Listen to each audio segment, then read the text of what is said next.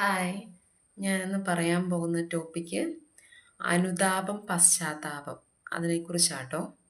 അപ്പം എനിക്കതിനെക്കുറിച്ച് കുറച്ച് ബൈബിൾ റിലേറ്റഡും കുറച്ച് ഉദാഹരണമൊക്കെ ഞാൻ നിങ്ങളോട് പറയും. എന്തെങ്കിലും തെറ്റുകളുണ്ടെങ്കിൽ എല്ലാവരും സദയം ക്ഷമിക്കുക. പറയുന്നതിൽ എന്തെങ്കിലുമൊക്കെ വീഴ്ചകൾ വരുന്നുണ്ടെങ്കിൽ എല്ലാവരും ക്ഷമിക്കുക. അപ്പം എനിക്ക് തരുന്ന കൊച്ചു കൊച്ചു ആശയങ്ങൾ ഞാൻ പറഞ്ഞു വരുമ്പോൾ ഒരുപക്ഷെ തെറ്റുകൾ പറ്റാം. അതിനെല്ലാവരോടും ക്ഷമ ചോദിക്കുന്നു. അപ്പം ഇന്നത്തെ നമ്മുടെ ടോപ്പിക്ക് അനുതാപം, പശ്ചാത്താപം എന്നുള്ളതാണ്. നമ്മളൊക്കെ ചെറുപ്പത്തിലെ കുഞ്ഞായിരിക്കുമ്പോൾ നമ്മുടെയൊക്കെ തെറ്റുകൾ ചൂണ്ടിക്കാട്ടി എല്ലാവരും നമ്മളെ പറഞ്ഞ് തിരുത്തി തരുമല്ലേ ചെയ്യുന്നത്. നമ്മൾ വളരും തോറും നമ്മളുടെ തെറ്റുകൾ തിരിച്ചറിയാനുള്ള കഴിവ് മനുഷ്യന് ദൈവം കൊടുത്തിട്ടുണ്ട്. ആ കഴിവ് നമുക്ക് കൂടി വരുവാണ് ചെയ്യണത്. അപ്പം നമ്മളുടെ ജീവിതത്തിൽ നമുക്ക് തെറ്റായി പോയി എന്ന് തോന്നുന്ന പല കാര്യങ്ങളും മനസ്സിലിങ്ങനെ തെറ്റ് ആയിപ്പോയി എന്ന് തോന്നുമ്പോൾ നമ്മുടെ ഉള്ളിൻ്റെ ഉള്ളിൽ നമുക്ക് തോന്നുന്ന വികാരമാണ് അനുതാപം, പശ്ചാത്താപം എന്നൊക്കെ പറയുന്നത്.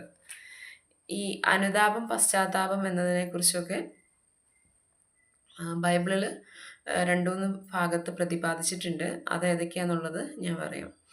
അപ്പം നമ്മൾ ഈ രാവിലെയൊക്കെ പ്രഭാതം കാണുമ്പോഴത്തേക്കും നമുക്കെല്ലാം വ്യക്തമായി എല്ലാ ദിവസവും തന്നെ നമുക്ക് കാഴ്ചകളെല്ലാം വ്യക്തമായിട്ട് കാണാൻ പറ്റും. പക്ഷേ ഈ മഞ്ഞ് മൂടിയ പ്രഭാതത്തിൽ നമുക്കങ്ങനെ കാണാൻ പറ്റുമോ?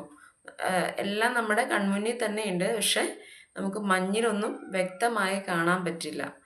അപ്പോൾ ആ മഞ്ഞ് മാറിയാലാണ് പിന്നെ അല്ലെങ്കിൽ ആ പ്രപഞ്ചത്തെ നമുക്ക് ശരിക്കും കാണാൻ പറ്റത്തുള്ളൂ. അങ്ങനെയല്ലേ ശരിക്കും?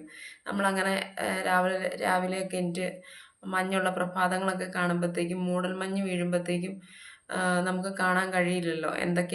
കാഴ്ചകൾ എന്തൊക്കെയാണെന്നുള്ളത് വ്യക്തമായി കാണാൻ കഴിയില്ലല്ലോ. അത് നമ്മൾ എന്നും കാണുന്ന കാഴ്ചകളിൽ പെട്ടെന്ന് മഞ്ഞ് വീഴാനുള്ള അവസ്ഥയൊന്ന് ചിന്തിച്ചു നോക്ക്. അപ്പോൾ ഇതുപോലെ നമ്മളും ദൈവവുമായിട്ടുള്ള ബന്ധം ഒന്ന് സങ്കല്പിച്ച് നോക്കുക. അതായത് എന്നും നമ്മൾ ദൈവത്തോടു കൂടെ ആയിരിക്കുമ്പോൾ പെട്ടെന്നൊരു ദിവസം നമ്മുടെ ആത്മീയ ജീവിതത്തിൽ ഒരു മഞ്ഞ് മൂടി കിടന്നിട്ടുണ്ടെങ്കിൽ എന്തായിരിക്കും അവസ്ഥ? അപ്പോൾ അതിനകത്തൊരു തടസ്സം വരുന്നുണ്ട്. ദൈവത്തിന് നമ്മളെ കാണാനായിട്ട്. അപ്പം ആ മൂടൽമഞ്ഞിൽ ശരിക്കും എല്ലാം മറഞ്ഞിരിക്കുവാണ്. നമ്മളിൽ നിന്ന് അകന്നിരിക്കുവാണ് ചെയ്യണത്. അതുപോലെ അത് നമ്മളുടെ അകൃത്യങ്ങളാണ്, എന്താ പറയുക,